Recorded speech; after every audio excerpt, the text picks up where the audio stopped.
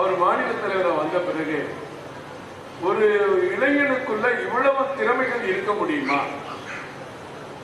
தம்பி சொன்னாரு, பிராபலத்தை ஒன்று பண்றவங்க கட்சிக்கார வேலை, ஆனா அண்ணாமலை பிராபலத்தை சால்வ் பண்ற தலைவரா இருக்காரு சொன்ன.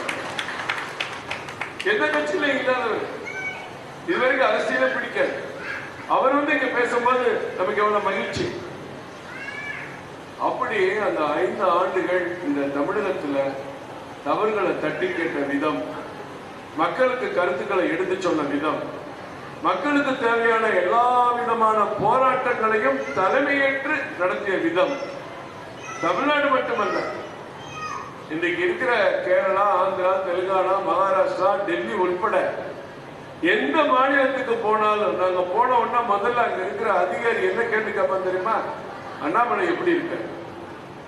இதுதான் கேள்வி. வெளி மாநிலத்தில் கூட இதுதான் கேள்விக்கிற அளவுக்கு ஒரு வளர்ச்சி பாதையில இந்த தமிழகத்தை அழைத்து செல்லக்கூடிய ஆற்றல் மிக்க தலைவராக இன்றைக்கு அண்ணாமலை இருக்கார். ஆற்றல் மிக்க தலைவர். இன்னைக்கு காலையில தர்மபுரிக்கு போயிட்டு வந்தோம். 4 மணிக்கு கூட்டத்தை ஒரு 6 மணிக்கு வைங்க தம்பி. தர்மபுரியில இருந்து வர்றதுக்கு 5 மணி நேரம் ஆகும். மிகப்பெரிய ஊர்வலம், 99% இளைஞர்கள் அந்த ஊர்வலத்தில். நான் வீடியோ போடுறேன், நீங்க பாருங்க, எக்ஸ்ல போடுறேன். 99% இளைஞர்கள். இது வரைக்கும் பார்க்காத முகங்கள். கட்சியில் இருக்கும் போது தர்மபுரிக்கு பல கூட்டத்துக்கு போயிருக்கேன், பார்க்காத முகங்களை எல்லாம் இன்னைக்கு நான் பார்த்தேன். அவங்களாம் எப்படி வந்தாங்க?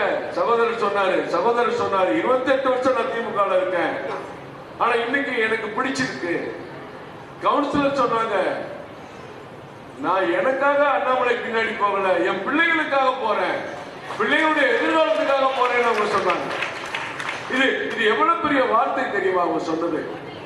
அப்ப அடுத்த இன்னும் 2 தலைமுறைக்கு இந்த தமிழகத்தை வழிநடத்தக்கூடிய ஒரு தலைவராக திரு அண்ணாமலை திகழத்தான் போகிறார் என்பது சகோதரி சொன்ன அந்த வார்த்தை நமக்கு புரிய வைக்கும். போதையை விட்டு வெளியே வாங்க.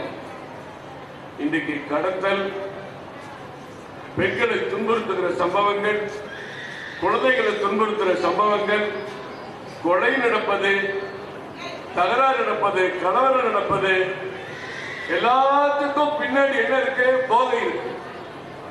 அந்த போதையை ஒழிப்போன்னு தமிழ்நாடு பூரா கஷ்டப்பட்ட நிகழ்ச்சிகளை நடத்திக்கிட்டு இருக்கோம். இங்க இருக்கிற ஆளுங்கட்சியோ அல்லது ஆண்ட கட்சியோ இது போன்ற நிகழ்ச்சிகளை நடத்துறாங்களா? யோசிச்சு பாருங்க. 25 வருஷம் ஆண்ட கட்சி ஒண்ணு, 30 வருஷம் ஆண்ட கட்சி ஒண்ணு, இப்ப ஆள்ற கட்சி ஒண்ணு. யாராவது தமிழ்நாடு பூரா போதைக்கு எதிராக பிரச்சாரம் பண்ணுங்க, இந்த மாதிரி கையில ஒரு பேட்டை போட்டுட்டு சுத்துங்கன்னு எந்த தலைவராவது சொல்றாங்களா? ஏன் போதை அவ்வளவு பாதிப்பை ஏற்படுத்தி? இந்த போதை ஒரு இளைஞரையோ ஒரு குடும்ப தலைவனையோ அந்த குடும்பத்தை மறக்க செய்து, குடும்ப உறவுகள் கெட்டு போது, உறவினர்களுடைய நட்பு கெட்டு போது, நண்பர்களுடைய நட்பு கெட்டு போது, வருமானம் எல்லாம் டாஸ்மாக் கடைக்கு போகுது.